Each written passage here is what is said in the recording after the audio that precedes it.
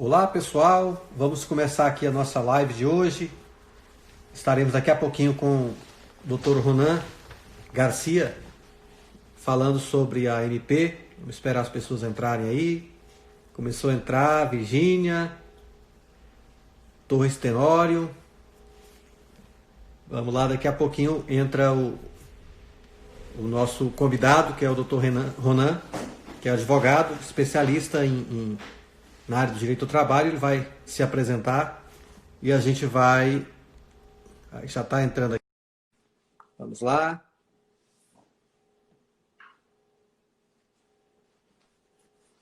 Vamos ver se já está conectando. Opa! E aí, Ronan? Olá, Ronaldo, tudo bem? Como é que tá as coisas? Tudo bem? Tudo tranquilo, graças a Deus. Tudo no jeito, cara. Obrigado aí pela tua presença. Já tá, enquanto vai entrando o pessoal aí, eu queria que o Ronan se apresentasse aí, mais ou menos aí qual é o que ele tem trabalhado aí, né? Nessa área trabalhista. Com esse Ronan já tem bastante tempo. Já fomos companheiros de Rotary aí, tudo. Exatamente. Então, e esse momento agora que todo mundo está com uma dúvida muito grande, né? E a gente sabe que o ramo, essa área trabalhista, ela é um terreno bastante espinhoso, né? Exato. Então, é muito importante a gente contar com alguém que já lida no direito empresarial trabalhista há muito tempo, mas sem delongas, deixa eu deixar você primeiro se apresentar. Bom, Ronaldo, você já nos conhece. Para quem não me conhece, meu nome é Ronan Garcia, sou advogado. Esse ano eu faço 20 anos de carreira, 20 anos Parabéns. de advocacia. Nesse período aí, a gente transitei pela área da docência, fui professor durante muitos anos também na Faculdade de Direito. E a gente lida mais na área trabalhista, hoje também tributária, cível.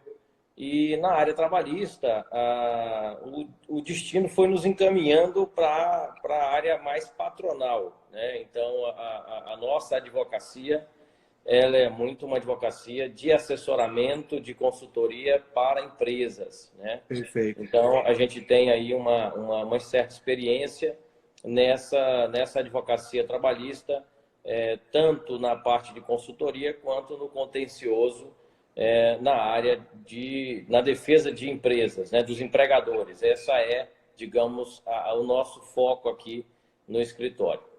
Muito bom, né? Interessante você falar isso. Quando eu estudava contabilidade, a gente, na contabilidade, não, qualquer universitário faz as festas para poder arrumar fundos para a formatura, né?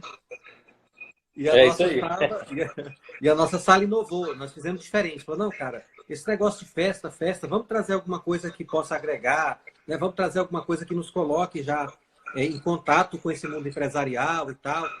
E aí, como eu já trabalhava em empresa há muitos anos, eu trabalhava no Grupo Moarama, que você conhece aí, trabalhei 11 anos lá. Sim. E eles tinham contratado uma advogada muito capaz, ela é de Goiânia, a doutora Neuza Vaz, escritora de livros, com mestrado na Universidade da Inglaterra, do King's College e tudo. E ela tinha um livro, chamava-se Direito do Empregador. Legal. E então nós chamamos a doutora Neuza para poder dar uma palestra para os empresários. Na verdade, foi um treinamento, né?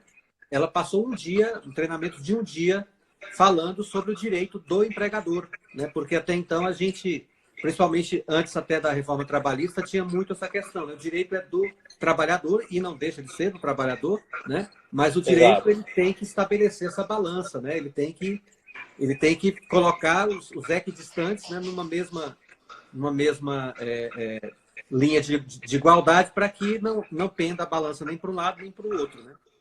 Antes da reforma trabalhista, havia uma concepção muito forte de que o direito do trabalho ele era quase que exclusivamente protetor do empregado, né, do trabalhador. A gente via isso um pouco na prática, infelizmente, né? E com a reforma trabalhista, isso mudou bastante, né?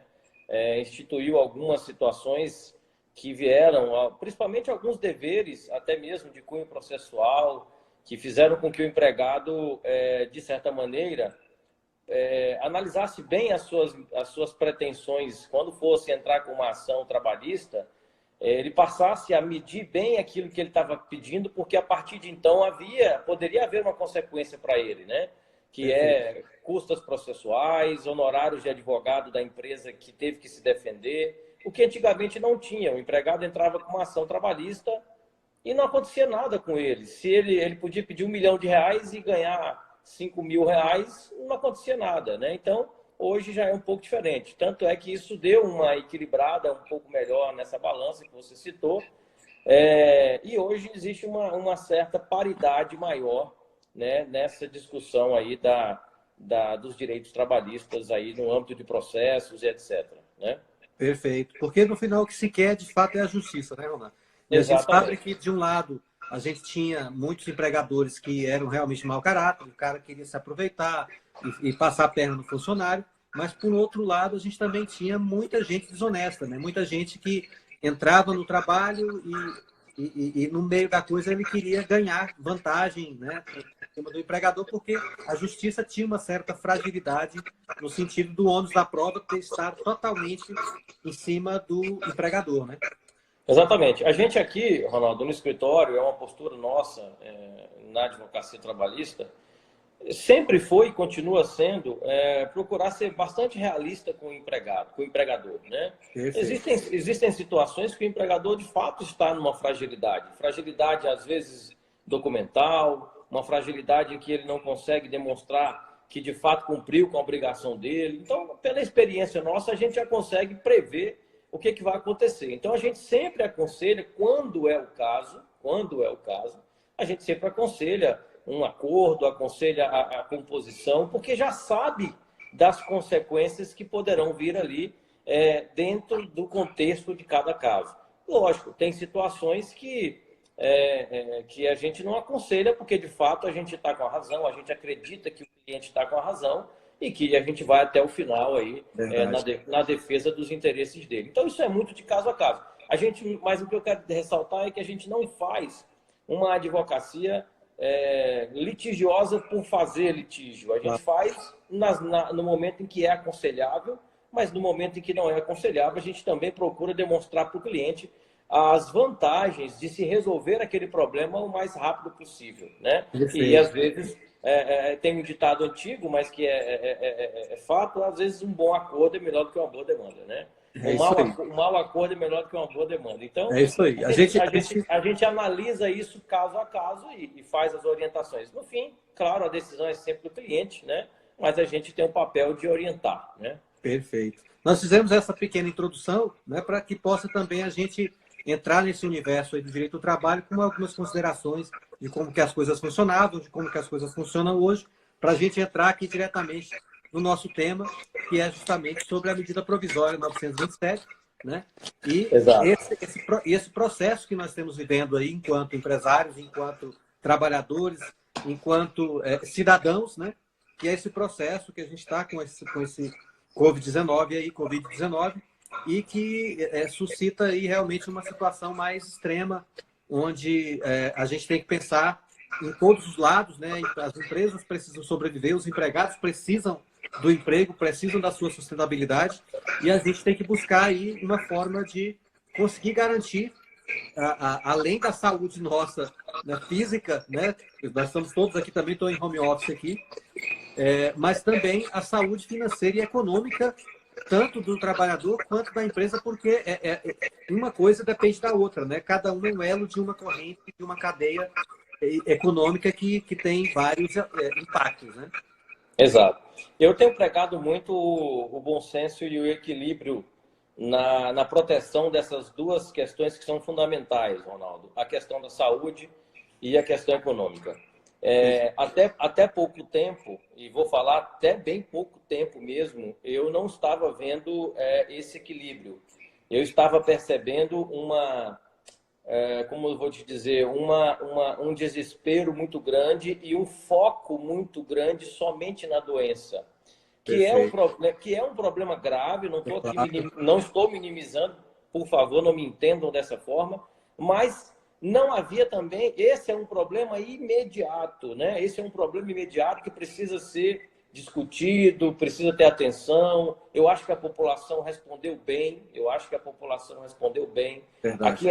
Aqui em Araguaína mesmo, hoje à tarde eu precisei resolver uma questão na farmácia e fui. As ruas estão bem vazias, então isso mostra que a população está obedecendo o período de quarentena. Perfeito. Pelo menos é o que eu percebo de um modo geral. Claro, existem pessoas que acabam descumprindo, etc., mas eu estou falando no aspecto geral.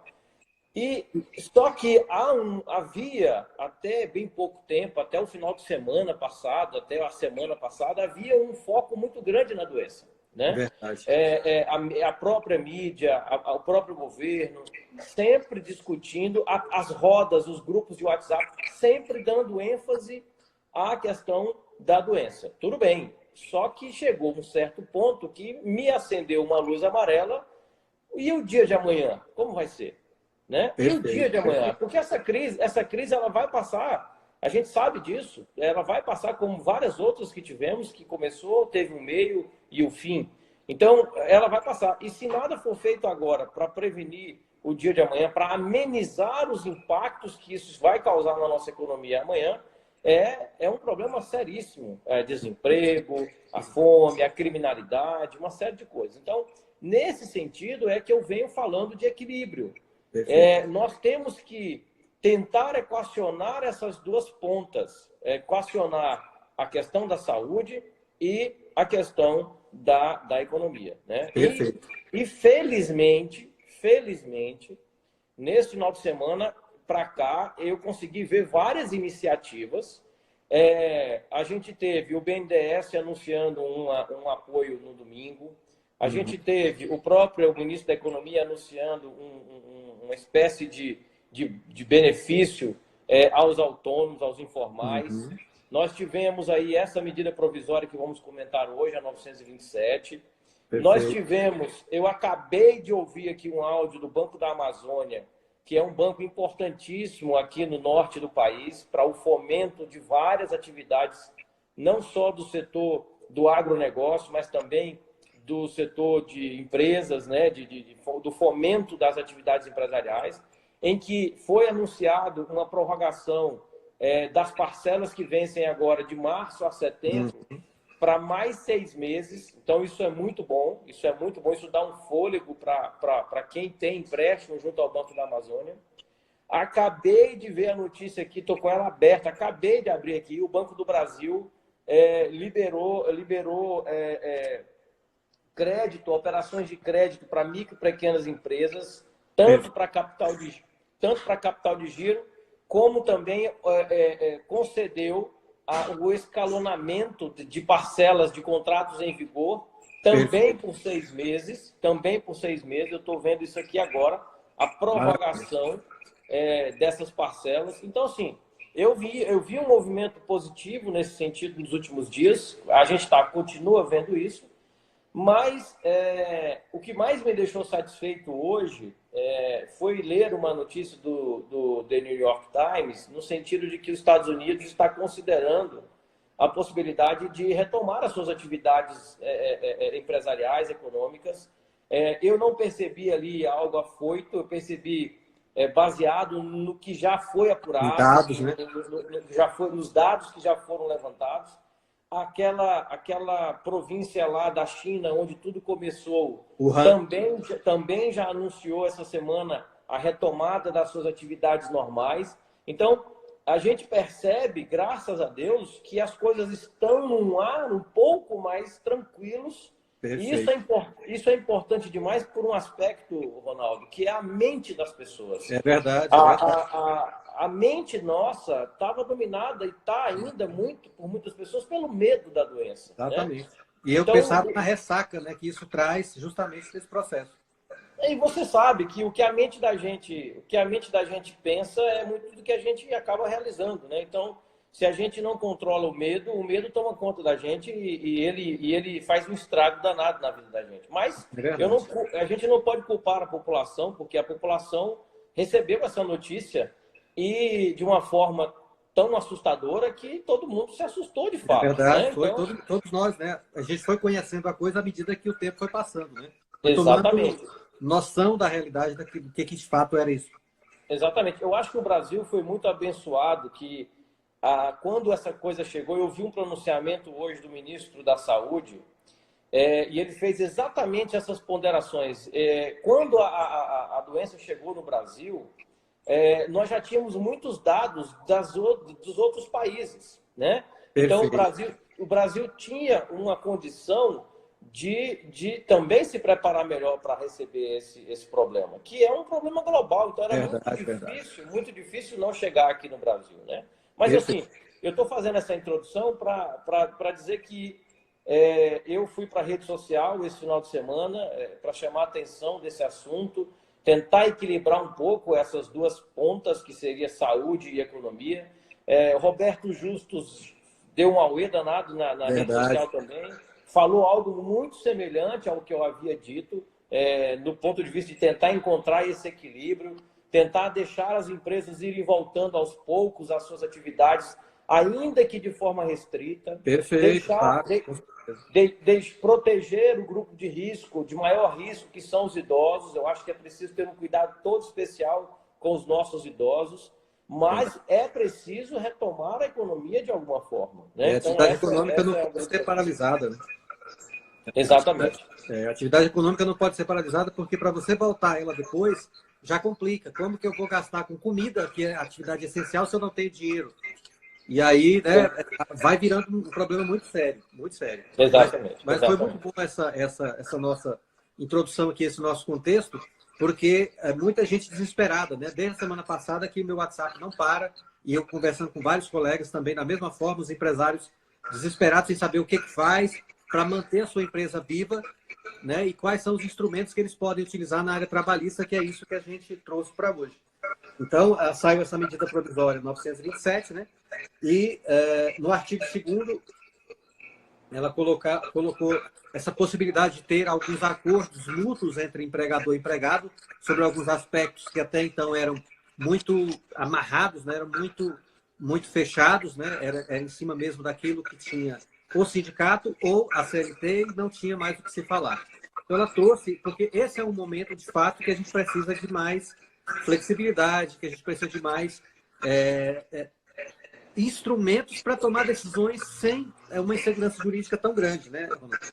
Então, e aí veio o artigo 3º, que eu queria que você comentasse aí, Ronaldo, o que veio de novidade no artigo 3º, para que a gente, em seguida, entre e pegue em alguns aspectos mais práticos mesmo, que é o que o pessoal está querendo saber. Eu queria só fazer chamar a atenção para um ponto, Ronaldo, ainda no artigo 2º, aliás, ainda no artigo 1º, passando pelo 2º, que é exatamente o principal objetivo dessa medida provisória. Toda a construção dela foi pensada numa premissa básica, que é a manutenção do emprego e da renda. Perfeito. Então toda a interpretação dessa medida provisória precisa ser feita com essa premissa sempre em vista.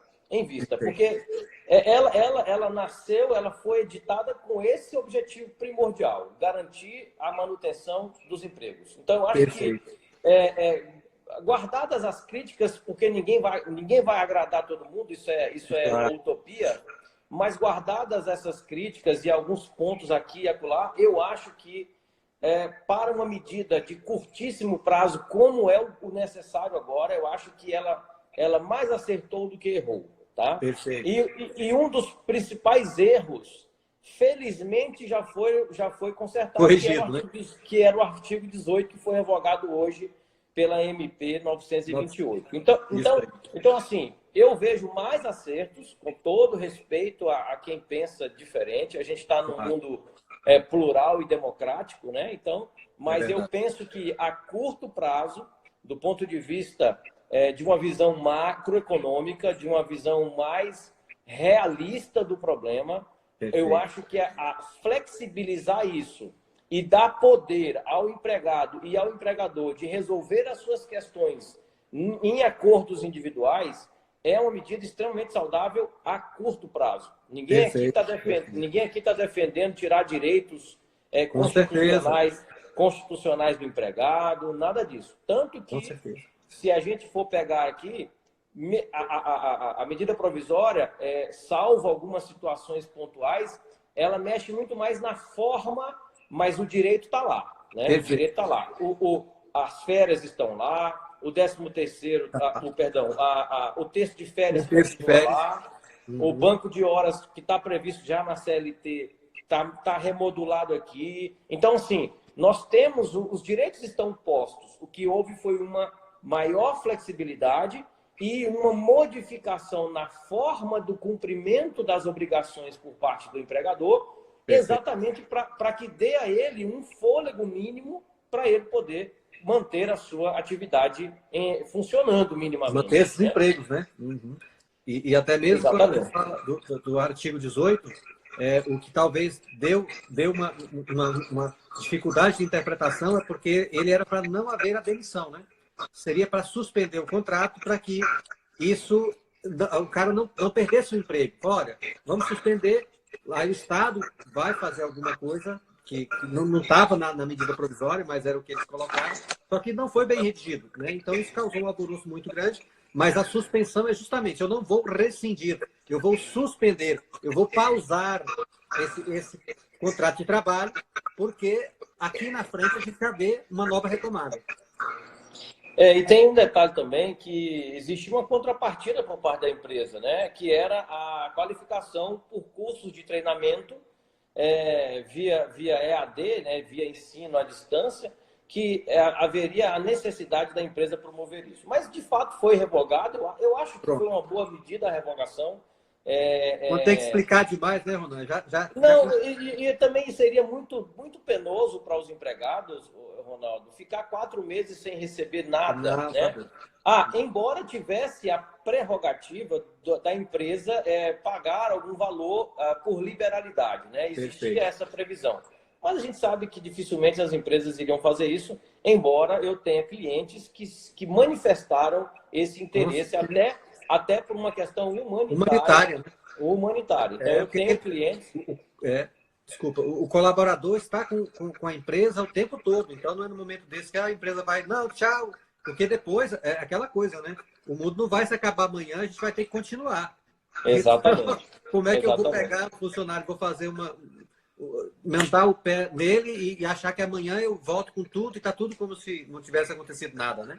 Exatamente. Então, assim, eu penso que essa era talvez um ponto bem mais de bastante crítica, né? A MP, ela foi revogada hoje pela MP 928. Então, esse assunto está resolvido de certa forma. Perfeito. Eu acho que nem a gente precisa perder muito tempo com ele agora. É isso aí. Vamos no nosso escopo aqui para já falar aqui sobre os processos. Você mencionou o artigo 3º da MP e eu separei aqui. O artigo 3º traz 8 medidas, né? Ele discorre sobre 8 medidas que o governo federal entendeu que seriam medidas salutares para facilitar a manutenção dos empregos. Eu separei aqui das 8, eu separei 4.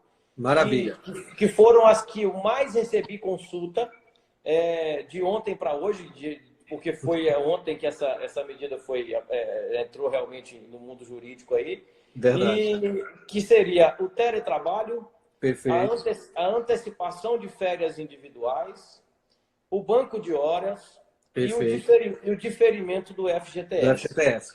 E tem um detalhe que eu quero deixar por último, Ronaldo, talvez seja o ponto mais polêmico. Eu vou deixar por último de propósito, que é para o pessoal ficar esperando, que é a redução de salário. Perfeito. A possibilidade de redução de salário. Perfeito. Essa possibilidade, ela está aí na medida provisória, não de uma forma muito explícita, mas está aí numa palavrinha que está dentro do texto da medida provisória e que muita gente, às vezes, não está percebendo isso, né? Mas vamos deixar isso por último, pode ser? Vamos dar. Vamos, enquanto isso, vamos passar esses outros aqui que... Podemos começar, por exemplo, pela questão da antecipação das férias, né? Que era um problema muito grande. Essa questão, Ronaldo, tem sido a opção mais adotada pelos meus clientes. Vou dar o exemplo do meu escritório, mas tem ouvido outros colegas falarem também que essa tem sido a opção mais comum. Tanto as férias coletivas, quando a empresa, de fato, vai dar uma paralisada nas suas atividades. Isso aconteceu com um grande frigorífico aqui da região, você conhece, que deu férias coletivas por 15 dias. Mas para uma empresa com essa natureza, é mais fácil fazer isso. Verdade. Porque todos os funcionários trabalham basicamente numa linha de produção meio que contínua. Mas para o comércio, isso já é mais difícil, né? Além do que, nós estamos vivendo uma salada de decretos municipais que um município manda fechar, o outro município diz que fecha só da porta para fora, pode trabalhar internamente. Então, está havendo uma salada danada de... Sem falar no decreto federal e no estadual, que aí você não sabe qual é a competência que você vai seguir. Exatamente. Então, existe muito isso. Então, a preferência dos clientes tem sido as férias individuais, antecipar as férias individuais, né? Porque com isso elas cumprem uma obrigação, que é dar férias, né? Que é um direito do empregado, mas às vezes aquele empregado não tinha ainda adquirido o período aquisitivo das férias, não tinha passado pelos 12 meses, e a CLT ela não permite que você conceda férias antes do empregado adquirir esses 12 meses, ou cumprir esses 12 meses, que é o período aquisitivo, né? E aí como é que o cara colocar o pessoal de férias? Oi? E aí como que o pessoal ia colocar o funcionário de férias se ele não tinha essa previsão legal? Exatamente. Por isso é que eu falo que o direito às férias está garantido. O que houve foi uma flexibilidade para que o empregador pudesse chamar esse empregado e falar, olha, a situação aqui está caótica, as minhas vendas caíram 80%, 90%, eu não vou ter caixa para manter essa situação imediata, então eu vou te dar férias, vou antecipar suas férias e você vai para casa e a gente vai esperar. Vamos esperar alguns dias, 15 dias ou 30 dias, para ver como é que a coisa vai caminhar, né? Perfeito. Então, só para falar rapidinho aqui que está... Rapidamente, desculpa te interromper rapidinho, só para falar com o pessoal que colocou uma coisa aqui, que teve uma cidade no Pará, inclusive, onde eu já morei, que é Curionópolis, e já trabalhei em Parauapebas também. Eles simplesmente fecharam a cidade, não deixou ninguém sair nem entrar. Você vê para como vai o nível de até de histeria. Eu posso dizer histeria, não tem problema. Em algumas situações... Entrou aqui a Josélia, bem-vinda, Josélia, que é cliente nossa. Tem mais o Túlio aqui, a Roberta, Deise, Tauana, também, que trabalha com produtos nossos, um monte de gente que vamos continuar para nós termos bem objetivos no foco aí. Vamos continuar, desculpa te interromper. Então, nas férias, na antecipação das férias individuais, eu chamaria atenção para algumas situações que são importantes, pensando do lado do empregado e também do empregador. Primeiro, que o empregado tenha ciência e consciência de que o direito a férias está garantido, né? Perfeito. Então, ele não tem nenhuma preocupação com relação ao seu direito em si. Além do direito a férias, está garantido também o terço de férias, né? Que é o seu abono constitucional ali, né? O seu terço de férias. Então, o que mudou? O mudou é a possibilidade da antecipação das férias, independente do empregado ter completado aqueles 12 meses do período aquisitivo. Mudou que o empregador não precisa pagar as férias antecipadamente, ou seja, antes do início do gozo das férias. Ele pode pagar as férias até o 5º dia útil do mês subsequente, né? Então, se ele deu as férias hoje para o empregado, ele teria que ter feito o pagamento 2 dias antes, né? Anteontem, digamos assim. Mas ele pode pagar até o 5º dia útil do mês que vem, né? Então, uma outra, flexibilizou também para o empregador. E o terço de férias, o empregador pode pagar até a data do pagamento do 13º, que seria dia 20 de dezembro, né? Então, eu penso que essas são as principais modificações com relação à antecipação das férias, né? Porque elas visam justamente, Ronan, a questão de garantir que a empresa tenha condições de cumprir, né? Porque o grande problema aqui a gente está falando de caixa, né? Eu vi uma reportagem esses dias que a maioria das empresas, pequenas empresas, não conseguem um fluxo de caixa maior do que 16 dias. Então, se passou de 16 dias, ela já está numa situação em que não tem mais capital de giro. Exato. Então, nesse momento... Tem uma pergunta da Delguimar. Ela pergunta se o funcionário tiver férias vencidas na empresa. Bom, não muda muito essa questão, porque é o seguinte,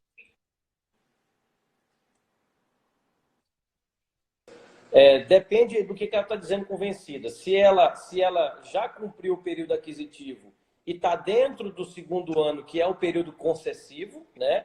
Então, aí o empregador tem 12 meses para conceder as férias, aí vai a critério do empregador, ou se ela está falando de férias que ele já passou esse período de 12 meses para conceder as férias e o empregador não concedeu. Se for a primeira hipótese, o empregador estaria dentro do prazo para concessão, ele pode chamar o empregado agora e conceder essas férias agora, dentro dessa realidade da medida provisória, não tem problema nenhum. Se já passou o período de concessão, existe uma penalidade para o empregador, que é as férias em dobro, né? Mas ele poderia também, não vai ficar livre da penalidade, a medida provisória não libera o empregador dessa penalidade, porque ele já está em mora, né? Ele já está inadimplente com o direito do empregado, mas ele vai poder chamar esse empregado, conceder férias. A forma de pagamento das férias normais ele pode ser essa da medida provisória, mas a penalidade ele vai ter que pagar no segundo momento, ou se o empregado entrar com uma ação trabalhista contra ele, ou se ele quiser pagar voluntariamente. Mas a medida provisória, de modo algum, exime ele dessa consequência, né? Dessa penalidade. Tem algumas pessoas já perguntando algumas coisas. Eu quero deixar as perguntas para o final, mas só para não perder, para que vocês não percam aqui e a gente já esgote o assunto das férias, eu vou colocar as 3 perguntas que foram colocadas aqui, Ronda, só para a gente poder passar para o outro assunto, né? E a gente já também dá essa informação para o pessoal. Uma dúvida muito grande do pessoal em relação, por exemplo, se mudou. Eu só posso dar férias na segunda-feira, se eu posso dar na sexta. Eu não vi algo explícito sobre isso na medida provisória. Não. Na verdade, não há, de fato. Eu acho que nesse caso prevalece a regra, no caso da medida provisória, que seria 48 horas, né? O aviso, esse é outro ponto que eu esqueci de falar, Ronaldo. Porque na CLT, para você conceder as férias, você tem que dar um aviso prévio de 30 dias. Né? Então, nada mais lógico de você flexibilizar essa regra, porque se o empresário for esperar 30 dias para poder dar as férias, ele pode até quebrar nesse período, né?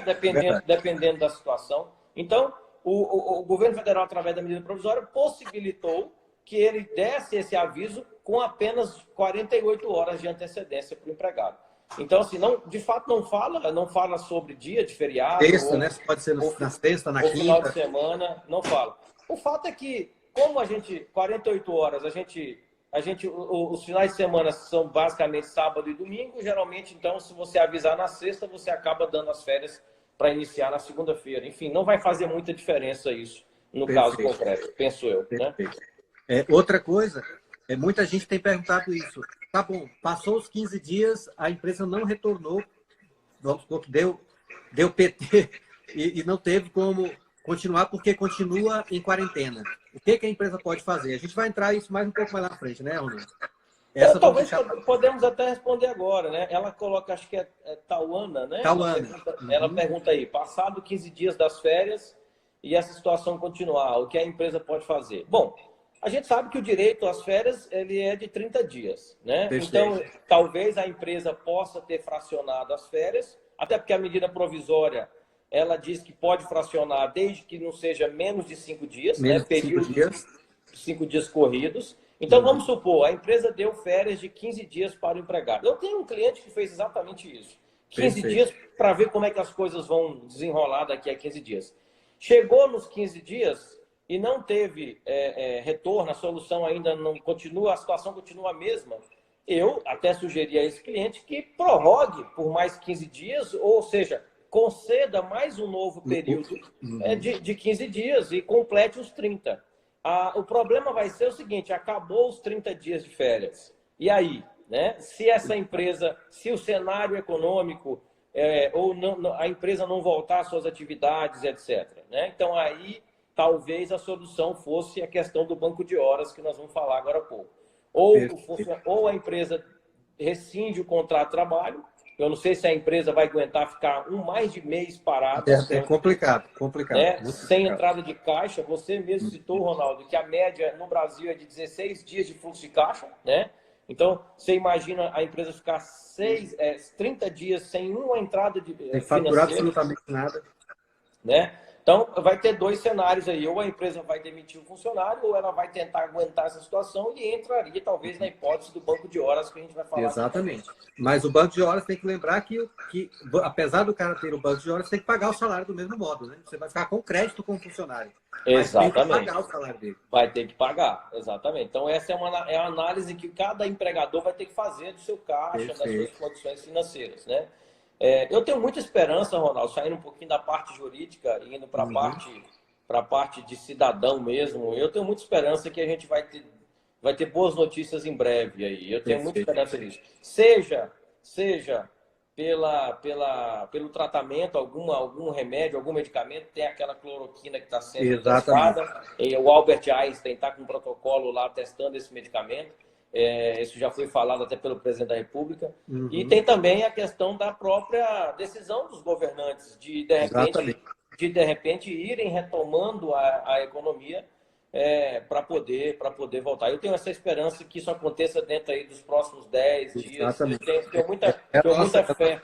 Tenho muita fé nisso aí, sabe? É uma coisa. Porque não dá, a gente tem que fazer alguma coisa, né? Acho que todo mundo está fazendo a sua parte, ficando em casa, deixando a coisa quieta, para ver se essa curva ela realmente dá uma baixada.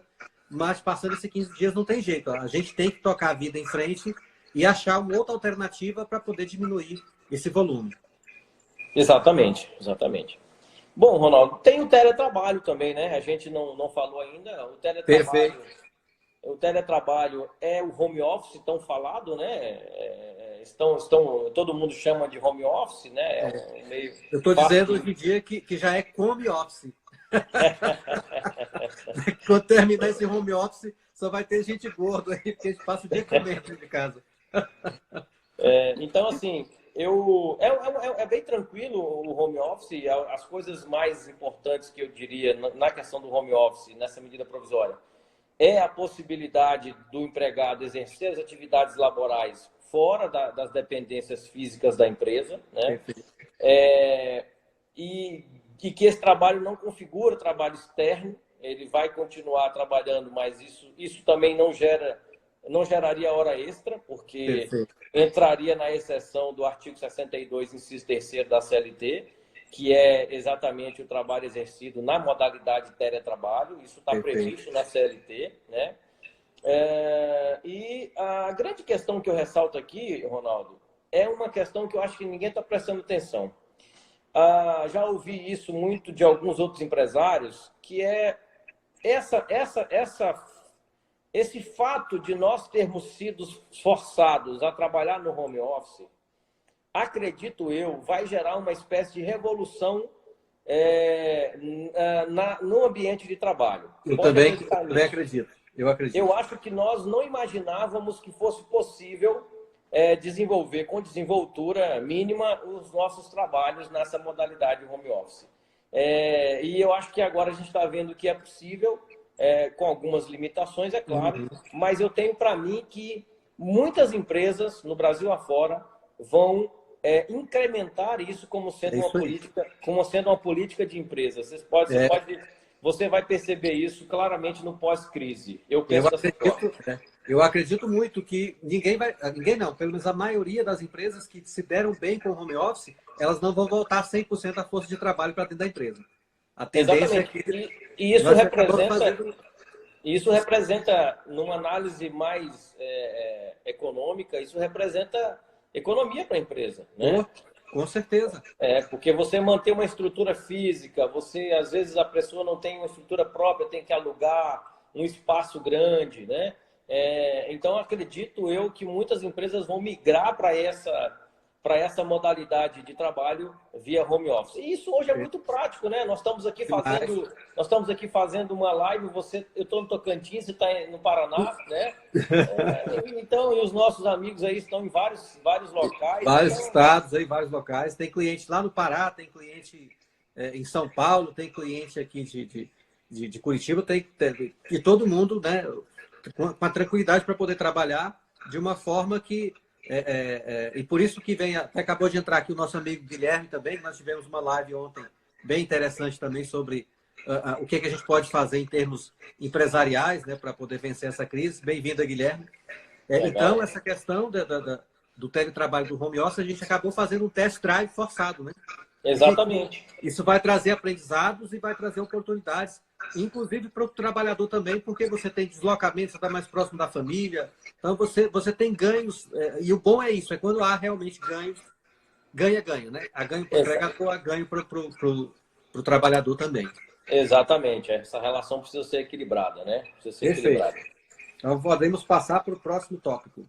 O próximo tópico que eu chamaria atenção é exatamente o banco de horas, né? Que nós estávamos falando agora há pouco. Uma coisa que eu preciso entender, voltando lá no começo da nossa conversa, é que o grande objetivo dessa medida provisória é a manutenção dos empregos e da renda do trabalhador. Então, a premissa básica sempre vai ser essa ao analisar essa medida provisória. Perfeito. E o artigo 14, que trata do banco de horas, no início dele, deixa bem claro essa situação. Mesmo as empresas interrompendo as suas atividades, ou seja, o legislador aqui, na medida provisória, ele disse assim, fica autorizado a empresa a interromper as suas atividades. Mesmo que um prefeito não decretasse o fechamento, a medida provisória está autorizando a empresa a interromper as suas atividades. Perfeito. Veja aí que ela não determina o fechamento. Ela diz, autoriza. Fica autorizado. Por que isso? Porque é possível, imagina só, Ronaldo, uma empresa que tenha uma queda na sua receita da noite para o dia de 90%. Como é que ela vai se manter aberta? Ela não vai dar conta. E ontem eu estava comentando isso na live, e às vezes a gente pensa no segmento de atividade, mas não pensa no outro. Então, deu exemplo, por exemplo, do shopping. Então, olha, fechem os shoppings. Beleza, fechou o shopping. Só que tem a mão de obra terceirizada que não tem nada a ver com o shopping diretamente. Ele não vende nada e a empresa dele foi altamente impactada. De repente, o shopping falou, ó, tá aqui 50 funcionários, eu não preciso deles, porque o meu shopping está fechado. Não preciso de segurança, de gari, de recepcionista, não preciso de ninguém disso aí. E aí, o cara com bastante funcionário na mão vai fazer o quê? Exatamente. Então, assim, o que a medida provisória permitiu? Ela permitiu que a empresa, se ela resolver interromper suas atividades e não mandar o empregado embora, não rescindir o contrato de trabalho, volto a dizer, se ele rescindir o contrato de trabalho, isso não faz sentido nenhum que nós vamos falar aqui, né? Então, só faz sentido se ele mantiver o contrato de trabalho. Então, às vezes, ele faz a conta, ele fala, bom, para mim não vale a pena manter a loja aberta, a empresa aberta, funcionando, porque o meu custo fixo operacional ele é muito grande. Né?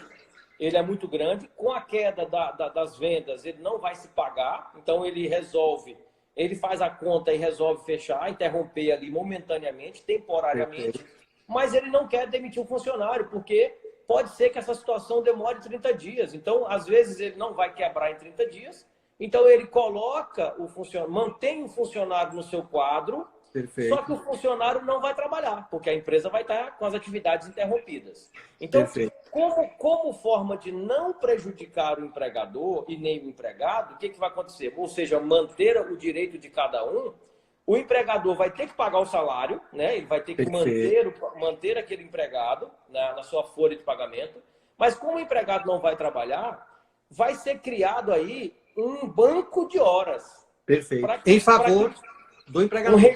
Um regime especial. O empregado ele teria que trabalhar 8 horas diárias, vamos ver a regra. A regra é essa, 8 horas diárias. Se ele ficar 5 dias sem trabalhar, nós estamos falando de 40 horas. Verdade. Né? 5 vezes 8, 40. Então ele vai ter aí um débito de horas com o empregador de Perfeito. 40 horas. De 40 horas. E aí? Se a situação demorar 2 semanas, 80 horas. Perfeito. Né? 80 horas. Porque ele vai receber o salário. Não é justo ele receber o salário e depois não ter que devolver essas horas que o empregador não pôde usar. Não utilizou, né?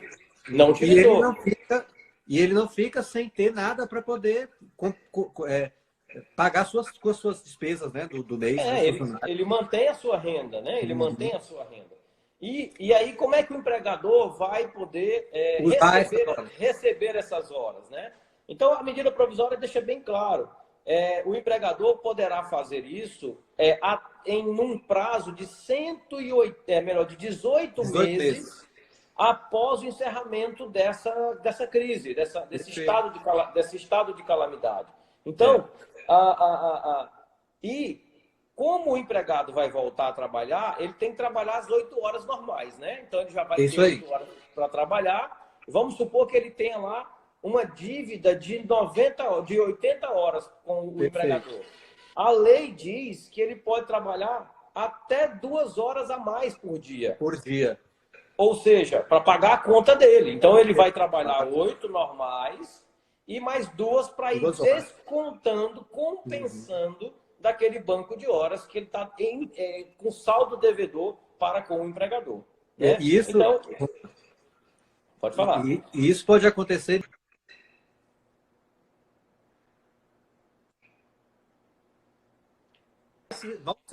Ronaldo, travou. Eu não consegui te ouvir. Então, há um aspecto que muitos setores econômicos têm uma dinâmica diferente ao longo do tempo. Então, em alguns setores econômicos, pode haver uma demanda grande depois que voltar o período normal, em que o empregador possa utilizar essas horas ao longo dos primeiros 15, 20, 30 dias aí. E assim ele vai zerando essa diferença que o empregado estava devendo, entre aspas, essas horas para a empresa, né? Exatamente. E aqui fala que essa compensação desse saldo, ele pode ser determinado pelo empregador, independente de convenção coletiva ou acordo coletivo. Ou seja, mais uma vez, desburocratiza a situação e deixa isso no âmbito da relação ali entre empregado e empregador, né? O fato, veja como a questão ela é justa e ela é clara. Ora, o empregado ele não vai trabalhar, mas vai receber o seu salário. Perfeito. E, por outro lado, o empregador fica com um banco, com uma quantidade de horas para ser utilizada posteriormente. Então, isso equilibra a relação e faz com que ele tenha, digamos assim, o direito de trabalhar de forma tranquila e de não perder o seu emprego. Né? Perfeito. E uma coisa que pergunta que a Tiane fez aqui, se essa compensação poderia ser, por exemplo, num domingo ou, quem sabe, num sábado. A medida provisória ela não entra nesse detalhe, mas isso vai depender muito da atividade. Geral, né? Vai depender muito da atividade, né? Porque vamos supor que seja um supermercado 24 horas, por exemplo, né? Então, vai ter bastante tempo ali para que o empregador possa usufruir desse banco de horas. Lógico que tem que ter toda uma questão de saúde do trabalhador, né, dos descansos, etc. E a lei e a medida provisória só fala em 2 horas por dia, ou seja, não pode exceder a 10 horas diárias, né? Perfeito. Então, se exceder, acaba entrando aí para o caminho de horas extras, etc. E tal. Mas eu penso que não vejo problema. Se for num posto, não excedendo, né? Porque isso um posto de combustível, por exemplo. Um posto de combustível, por exemplo. O fato é que o empregado ele tem um débito de horas para pagar para o empregador. E aí, na melhor relação de bom senso, né, entre empregado e empregador, isso vai sendo pago ao longo de 18 meses, né, que é o tempo que a lei deu, a medida provisória deu para essa compensação acontecer. Né? Perfeito. O Jorge só para finalizar isso aqui, o Jorge está perguntando, mas o funcionário não vai trabalhar e vai receber mesmo assim e ficar com o banco de horas, mas como que a empresa vai pagar se não tiver receita, né? Caso seja esse caso, o banco de horas não é a alternativa ideal, né, Romulo? Isso é uma análise, até um planejamento trabalhista que ele vai ter que fazer antes de tomar a decisão, ele vai ter que fazer um planejamento. É isso aí. Ele vai ter que estabelecer um período máximo que ele aguenta, né? Que o empregador aguenta. Porque ele pode falar assim, olha, até 15 dias eu vou fazer minhas contas aqui, até 15 dias eu aguento. Passou de 15 dias, eu vou ter que tomar outra atitude, ou eu vou ter que demitir mesmo, e vou fazer um acerto depois, enfim, aí vai virar um passivo, né, um passivo trabalhista, etc. Então, essa análise ela tem que ser feita por um planejamento trabalhista que vai, de repente, demonstrar um cenário ali numérico de estratégias que o empregador possa tomar, né? É por isso que a gente está falando em alternativas, né? Então, a gente está lançando alternativas para que você possa fazer um planejamento e falar, olha, para mim vai servir essa coisa, vai servir aquela outra, vai servir aquele outro, porque cada realidade, cada empresa, cada segmento tem uma capacidade, uma necessidade e uma característica que faz com que você vai pegar esse menu aqui e utilizar aquilo que melhor se aplicar na tua realidade. Exatamente. E para finalizar essa primeira parte aqui, Ronaldo, a gente tem aqui o diferimento do fundo de garantia, né? Isso. Que é também mais um fôlego que foi concedido ao empresário, ao empregador, para que ele possa pagar o FGTS, que é uma obrigação dele para com o seu funcionário, das competências de março, abril e maio, que ele possa começar a pagar em julho de 2020 e parcelado em 6 vezes. Né? Perfeito. Então, isso também, para quem tem muitos funcionários, isso faz uma diferença. Isso é um valor que pesa no dia a dia da folha, né? Então, foi dado a isso sem juros, sem correção, sem nenhum ônus a mais. Então, digamos, prorrogou uma obrigação, que é uma obrigação mensal, mas que concedeu aí esse fôlego aí a partir de julho. Então, nós estamos falando aí de 3, 4 meses que o empregador ganhou também aí de fôlego para ver como é que as coisas vão acontecer, né? E olha para como é o impacto disso. Se você tem 11 funcionários e você pode prorrogar o seu FGTS, isso significa que você já vai conseguir pagar um funcionário com o FGTS que você postergou, né? Então, exatamente. Por isso eu achei muito interessante esse enfoque que você colocou na medida provisória, que quando a gente pensa na manutenção do emprego, a gente começa a entender a lógica de cada questão que está colocada aqui. E até essa do FGTS, que nem todo mundo dá uma atenção tão grande, eu acho que não tem um impacto tão grande, mas ele pode ter um impacto de um funcionário quando você tem 10. Porque você paga 8% de FGTS sobre o salário do funcionário, consequentemente, se você tem 11 ali, praticamente um funcionário você vai pagar com aquele FGTS que você deixou de pagar.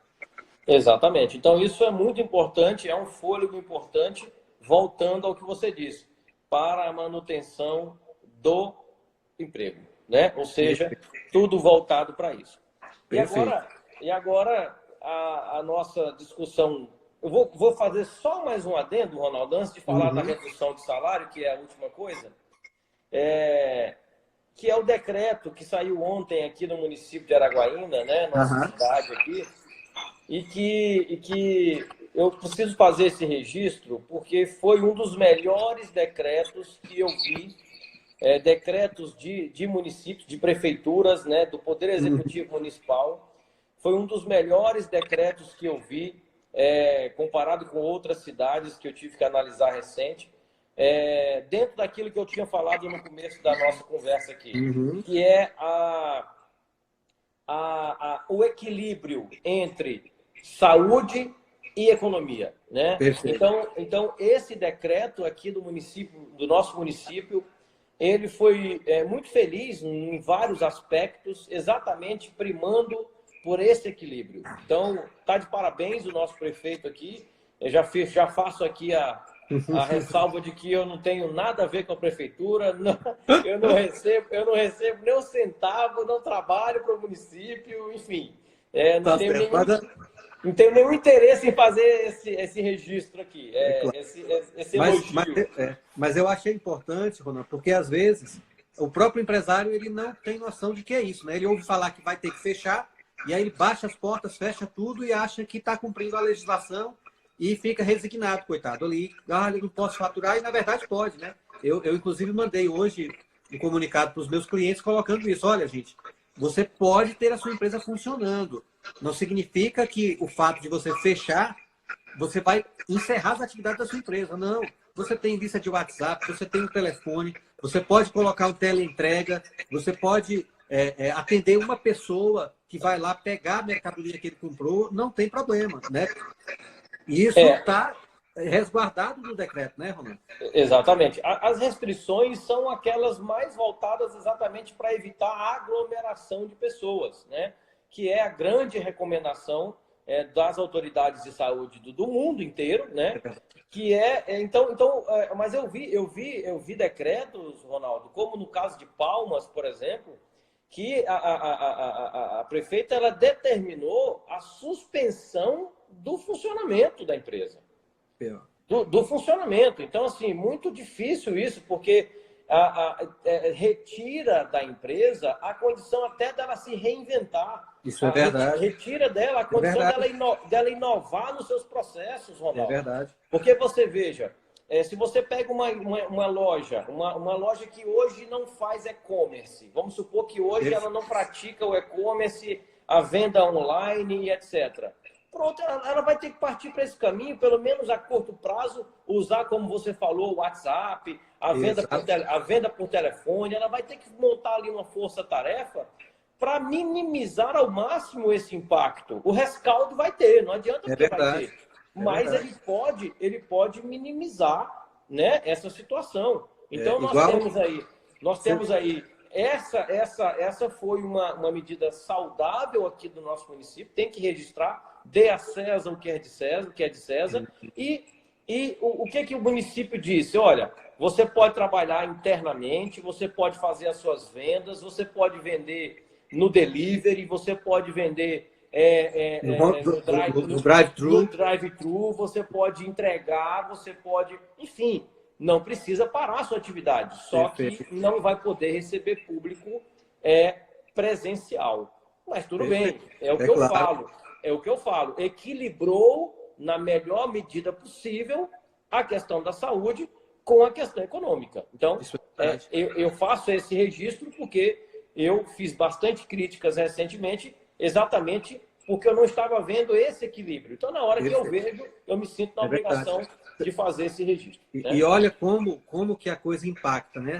Tem empresa que ela tá impedida de trabalhar porque ela faz uma atividade que envolve vários municípios. E alguns municípios travaram as suas fronteiras. E essa empresa não pode trabalhar porque se ela começar no município e for para outro, lá ela não pode, então ela teve que parar tudo, botar todo mundo de férias, aqueles que puderam. E à medida que o tempo passa, a coisa vai ficando mais angustiante e o empresário não sabe o que faz. E a gente tem 5.600 municípios, cada um com a cabeça, cada um com... né? Então, por isso que é importante conclamar esse bom senso. Gente, olha, peraí, o mundo não vai se acabar, a gente precisa aliar as duas coisas, saúde física e com a saúde econômica e financeira, senão a coisa vira um caos e a gente não vai ter... vai ter muito mais gente morta aí depois. Exatamente, eu falo muito isso também. Na verdade, todo desequilíbrio em qualquer área da humanidade ele é problema, né? Todo desequilíbrio ele gera problemas, seja para um lado, seja para o outro. E o grande desafio nosso no dia a dia, até mesmo nas nossas relações pessoais com a esposa, com os filhos, é tentar o equilíbrio. Esse é um desafio que tem que ser todos os dias. E na vida profissional também não pode ser diferente, né? Então agora vamos lá para a cereja do bolo para a gente poder finalizar. Isso, vamos para a cereja do bolo. A pergunta que não quer calar, né? É possível, nesse momento de calamidade pública, é possível o empregador reduzir o salário do empregado? Então, existe uma frase, uma palavrinha no parágrafo único da medida provisória, do artigo 1º da medida provisória, que abre essa possibilidade de forma bem clara.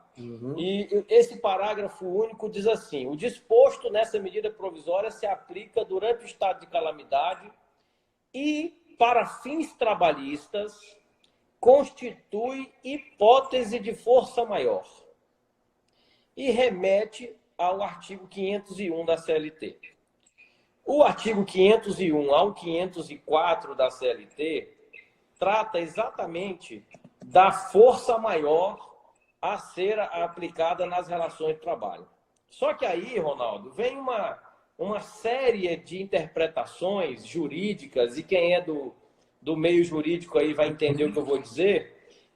A gente acaba sabe que direito não é a ciência exata, né, Ronaldo? Não direito, é, isso é verdade. Direito não é, definitivamente direito não é a ciência exata. É o terreno minado. O que eu leio e enxergo, às vezes, não é a mesma coisa que você enxerga.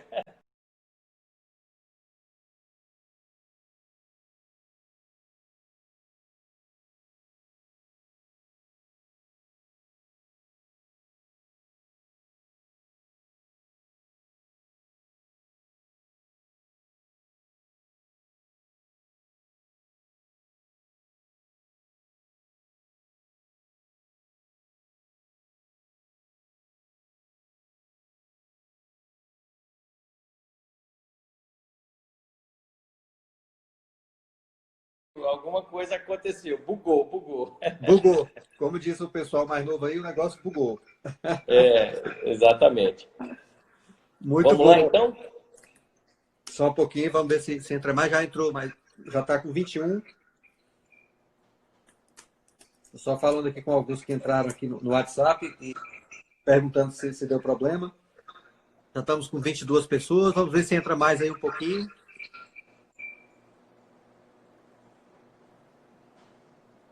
Então, a gente estava falando sobre essa questão que aí, da redução. mesmo que não entre todo mundo, a gente vai deixar gravado aqui e aí finaliza. Estão me falando aqui que a live só dura 60 minutos. Nós passamos da conta, viu? Conversando demais. Ronaldo. Olha aí, Ronaldo. Demais. A gente eu sou meio analfabeto nesse negócio aqui. Também essa é a minha primeira live também, diretamente, né? Ontem eu fiz uma com o Guilherme, que é o expert nas lives aí. E hoje a gente ele tá aí conosco aqui, mas eu que estou na técnica. Então, as falhas aí vão desculpando, pessoal. Então, vamos lá para a gente finalizar, Ronaldo. E aí eu vou deixar dessa parte final também. Nós estávamos falando sobre a questão da suspensão do contrato de trabalho, da redução de salário dentro da medida provisória ou da própria CLT. Exatamente. Para você colocar em que instrumento que isso foi possível. E de que forma também isso é possível. Então, nós temos aí, no parágrafo 1º do parágrafo único do artigo 1º da medida provisória, diz claramente que o estado de calamidade constitui uma hipótese de força maior. Perfeito? Então, ao dizer isto, a própria medida provisória nos remete para o artigo 501 da CLT. E essa questão está dentro de um capítulo da CLT que vai do artigo 501 ao artigo 504. Perfeito. E esse assunto da redução de salário está especificamente no artigo 503, né? E ele fala assim, é lícita, em caso de força maior ou prejuízos devidamente comprovados, a redução geral dos salários dos empregados da empresa, proporcionalmente aos salários de cada um, não podendo, entretanto, ser superior a 25%. Perfeito. Respeitado, em qualquer caso, o salário mínimo. Perfeito. Porque tem o piso do salário mínimo ali que não pode ser. Não, vou reduzir 25%, vai ficar R$700. Não pode. Não pode. Se ele já ganha um salário mínimo, não é possível reduzir. Perfeito? Não tem hipótese de redução. Mesmo que o caso seja de força maior, como é o caso, não pode reduzir porque já está no patamar mínimo. Isso é aquela questão da cláusula pétrea da Constituição Federal, né? Exato. Então, isso aí é algo que não se pode mexer, então não dá para entrar nesse ponto. Chegou no mínimo, esquece. Não há... Agora, olha um detalhe. Teve cliente meu que já me perguntou, mas se eu descontar, se eu reduzir só 15%, eu respeito o mínimo. Eu posso? Pode. A lei fala que não pode ser superior a 25%. Perfeito. Ou seja, a lei criou um teto para cima, mas para baixo não, né? Respeitando aquele piso. Respeitando aquele piso, 10, tranquilo. 20% não faz diferença. Não faz diferença. Agora, só que aí vem uma outra pergunta, Ronaldo, que nós, inclusive, estávamos conversando hoje sobre um cliente nosso em comum. Perfeito. Né? Posso reduzir o salário nesses 25%, mas não preciso reduzir a jornada? Essa é uma dúvida que muita gente tem. Muita gente já me perguntou, inclusive, porque esses dias últimos aí, de quarta-feira para cá, rapaz, o WhatsApp, eu não consegui nem acompanhar. Quando eu vou terminar de responder todas as perguntas, já está quase 1h da manhã. A medida provisória no domingo saiu meia-noite, né? Nós ficamos até 2h da manhã estudando a medida provisória para poder, no dia seguinte, passar para o pessoal. E aí o Marcel perguntou aí se pode, se tem que ter a anuência dos sindicatos, né? Também é uma dúvida que é bem constante. Exato, eu vou explicar isso também. Bom, a primeira questão, é preciso reduzir a jornada de trabalho? Para poder dizer isso, Ronaldo, se a gente fosse fazer um estudo apenas com base no artigo 503, a resposta seria não. Porque em nenhum momento aqui eu falei sobre a necessidade de redução de carga horária, de jornada de trabalho. Eu só falei que, havendo caso de força maior, que é o caso, nós já vimos que é o caso, poderia o empregador reduzir até 25% do salário. Só que é o seguinte, essa regra desse artigo 503, essa regra da CLT, ela nasceu com a CLT. E ela faz parte do texto da CLT desde 1943. Eu não sabia disso. Pois é, que não era uma inovação. Não é. A CLT ela é de 1943. Então, o texto original da CLT já veio com esse artigo. Acontece que em 1965, foi editada a Lei 4.923. E essa Lei 4.923, ela trata também de situações que são, digamos, situações excepcionais, né? Situações que podem trazer para a empresa um problema de caixa, né? Um acontecimento inevitável, né? Uma situação que pode trazer problemas financeiros para a empresa. Então, e lá nessa lei 4.923, também fala da redução de 25% do salário.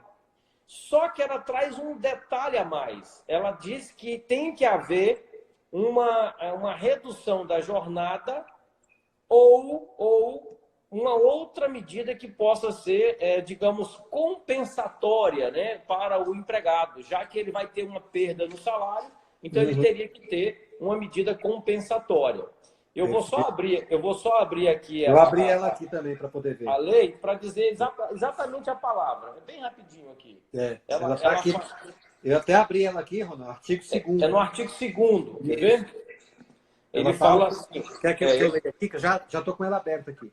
Tá, eu consegui abrir também. Ela fala assim, ó, a empresa que, em face da conjuntura econômica devidamente comprovada, se encontrar em condições que recomendem transitoriamente a redução da jornada normal ou o número de dias trabalhados, poderá fazê-lo mediante acordo. Aí vem a pergunta do Marcelo. Acordo com a entidade sindical, que seria convenção ou o próprio acordo coletivo, né? Aí ainda homologado pela Delegacia Regional do Trabalho. E aí fala que não pode ser por mais de 3 meses, prorrogável nas mesmas condições e sempre respeitando o limite de 25% do salário contratual e o salário mínimo também. Então você veja, nós temos a CLT, artigo 503, uma lei de 1943 e uma lei posterior... 1965. Que é 1965, que está em vigor ainda, né? Que está em vigor. Essa lei está em pleno vigor. Aí, o que ocorre? Nesse caso, nós temos 2 leis que tratam do assunto de forma semelhante. Há uma série de discussões na jurisprudência, no TST, que diz que tem decisão que fala que essa revogou o artigo 503, porque essa é mais nova. Só que tem outras decisões que falam que não revogou porque aqui não se trata de força maior. e a CLT trata de força Força maior. maior, verdade. Entende? Então, existe essa celeuma. Só que a jurisprudência é majoritária, ou seja, o TST, de forma majoritária, entende que é direito do empregador reduzir o salário, sim, porém, teria que ter uma compensação ao empregado, que seria Perfeito. ou a redução da jornada ou a redução dos dias trabalhados na semana. Por Perfeito. isso que a nossa orientação é de que seja feito dessa forma, tendo em vista a corrente majoritária do TST. Tá? E agora vem a questão dos sindicatos, né? Se é necessário ou não é, e etc. e tal. Eu entendo que não, mas já com base agora, de novo, voltando para a medida provisória. Porque a razão de se reduzir o salário é o estado de calamidade provocado pelo coronavírus. Verdade. E o artigo 2º da medida provisória permite o acordo individual escrito. Perfeito. Num contexto excepcional, mas claro. permite. E o caso específico é exatamente o caso da calamidade. Verdade. Então, e a gente volta à intenção do legislador dentro da medida provisória. Garantia de empregos, manter empregos. Exatamente. Você imagina se obrigasse a fazer uma negociação sindical. Isso a gente sabe que é demorado, isso requer reuniões, isso requer discussões. É natural que o sindicato queira discutir entre seus pares, enfim. Isso demoraria um tempo e a questão ela é urgente, né? Então, por tudo isso, eu aconselho meus clientes dizendo o seguinte: pode fazer. Eu aconselho a fazer essa contrapartida, que é ou a redução da jornada a favor do empregado, ou os dias trabalhados, diminuir os dias, proporcional. Se eu vou reduzir 20%, reduzo a jornada em 20%. E eu entendo que, se o motivo da força maior é o estado de calamidade, ele está contemplado na medida provisória e, portanto, ele pode ser feito por acordo individual escrito. Não vai fazer verbal, porque depois dá problema. Né? Perfeito. Isso é muito importante porque, de fato, vai trazer essa segurança maior, né? E justamente essa segurança jurídica e que fique tudo preto no branco, né? Exatamente. É uma maravilha, cara. Olha, como é que tá aqui o pessoal? Tinha só uma pergunta aqui antes da gente encerrar, e já agradecendo aí a presença de vários clientes, de vários amigos, de vários colegas, inclusive advogados aí, viu?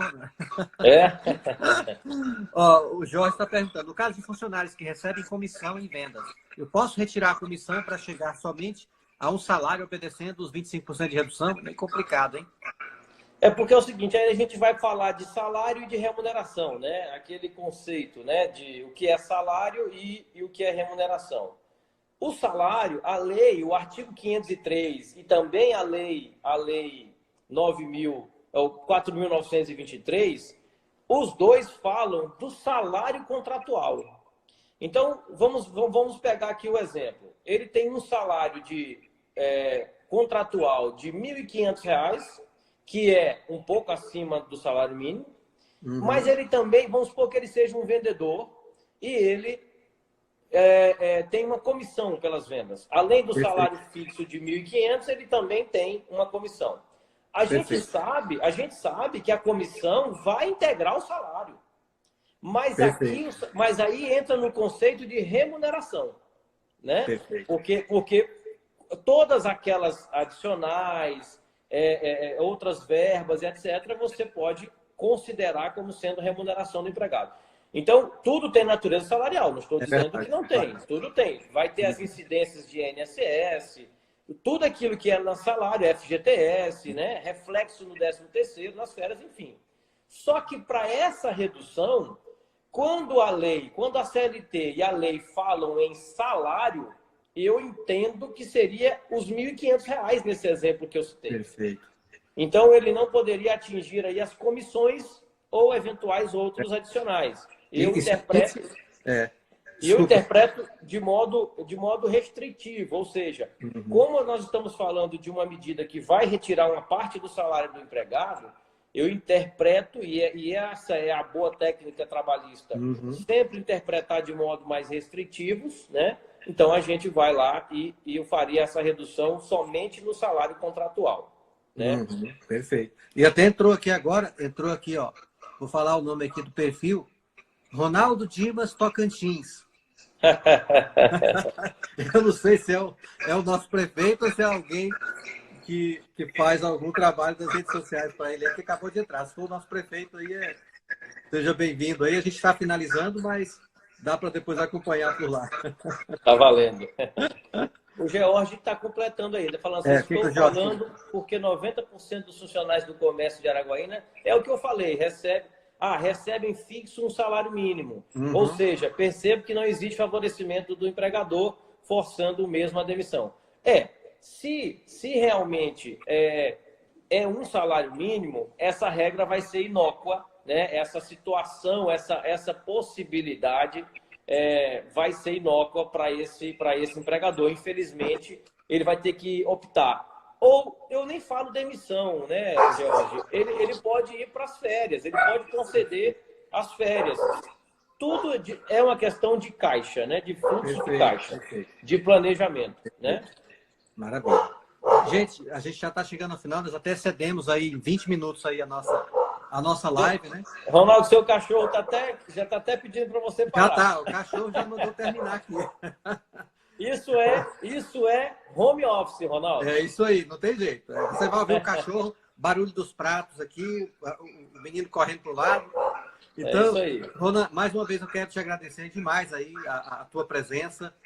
Obrigado aí pela disponibilidade nesse momento em que está todo mundo assim, sem saber o que fazer, muita gente com a mão na cabeça, de fato, tentando achar alternativas para manter a empresa saudável e dar continuidade. Olha, o que eu mais ouvi de clientes e de vários grupos que eu participo aí no Brasil inteiro, eram as pessoas preocupadas. O que eu vou fazer com os meus funcionários? Eu tenho 30, 50, 60, 100. O que eu vou fazer com o meu pessoal? Eu estou comigo, eu estou me virando e tal, eu consigo segurar uns dias, mas os meus funcionários eu não sei como é que vai fazer com os meus funcionários. Então, eu acho que nós trouxemos aqui um pouquinho mais de luz, né, um pouquinho mais de informação para que esse empresário possa tomar decisão. É claro que todo caso personalizado precisa de um trabalho específico, né? Do caso a caso aqui é só uma luz. Não quer dizer Exatamente. Que nós temos aqui a fórmula mágica e a bala de prata, não. Você tem que consultar o seu advogado, consultar o seu contador, entrar no consenso, fazer todas as contas para ver qual é a melhor forma, quais são desse menu aqui, aquilo que de fato vai se aplicar ao teu caso prático e real. Mas a gente quis trazer um pouquinho mais de tranquilidade, um pouquinho mais de clareza naquilo tudo que está permeando esse processo, né, Ronaldo? E eu também te agradeço, Ronaldo, e você tocou num assunto que é importante. Muitas vezes os profissionais, advogado e contador, nesse caso específico, acabam não sendo consultados, né? Então, isso pode gerar um prejuízo muito grande para o empresário. Muitas vezes agora é uma hora de planejar, de tomar uma medida, embora rápida, porém calculada, uma medida racional e muitas vezes embasada em conhecimento técnico, né? Que aí entra o nosso trabalho, né? Então, eu acho que é importante, acho que hoje toda e qualquer empresa que queira se manter no mercado tem que ter um suporte constante e contínuo, né, de advogado e contador. Isso é uma premissa básica de qualquer empresa. Então, mas muitas vezes acaba o empresário tomando medidas e decisões sem consultar. Às vezes tem um profissional à sua disposição, mas acaba tomando uma decisão precipitada no calor ali de uma situação. Então, esse é um momento muito emblemático e que requer, mais do que nunca, racionalidade, calma e aconselhamento da parte técnica. Né? Então, eu acho que é extremamente salutar que os empresários se aconselhem e tomem aí, conversem, façam reuniões, etc. e tal. nos últimos dias, o que eu tenho feito de reunião é uma grandeza. Exatamente esclarecendo, analisando cada cenário, como você falou, cada empresa tem uma particularidade, né? Então, a gente acaba tendo a necessidade, sim, de cuidar de caso a caso. Isso é um planejamento que tem que ser feito agora, um planejamento trabalhista sério, porque pode custar a própria vida da empresa, né? Então, é de muita responsabilidade. Mas Perfeito. Eu te agradeço, foi muito bom, muito legal. Estou à sua disposição, sempre que precisar trocar uma ideia aí. Agradeço o pessoal que esteve com a gente até agora, né? É isso aí. E nós aprendemos que live é só uma hora. E aí, gente, eu quero até colocar para finalizar, quem é de Araguarina, acabaram de... O Jorge está colocando aqui que vai ter uma live com o prefeito para falar sobre a questão do fechamento parcial do comércio, como é que vai ser isso aí, para você tirar suas dúvidas. E, assim, nesse momento, para que as pessoas entendam o contexto, nós temos 2 profissionais que estão trabalhando num trabalho paralelo que se encontra. Os advogados estão vendo como que a lei funciona e a interpretação da lei. E o contador está quase louco para aplicar a lei. Como que ele aplica? Os sistemas não estão prontos, as resoluções, muitas delas não têm uma regulamentação dos órgãos, como Caixa Econômica, por exemplo, como o INSS.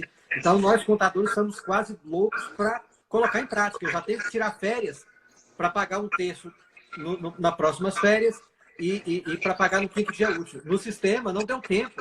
No sistema, eu tenho que fazer uma gambiarra para tirar um terço de lá, ou eu tenho que fazer uma gambiarra para poder fazer com que o sistema funcione. Então, gente, nós estamos nessa, até os contadores também são muito demandados no seu departamento pessoal. Então, todo mundo, a gente pede até um pouquinho de paciência, porque está difícil, muita decisão, muitas férias ao mesmo tempo, e a gente ainda tem que estudar a legislação e tentar aplicar essa legislação com o sistema. Então, a gente até pede aí essa compreensão para todo mundo. E muito obrigado, já me estendi demais. Um grande abraço, Ronan, mais uma vez. Um abraço pessoal que entrou, os clientes, colegas, parceiros, advogados também que entraram aí, o prefeito que entrou também na nossa live aí. Muito obrigado a todos. E até a próxima, se a gente vê alguma coisa que mude nesses dias, né, Ronan?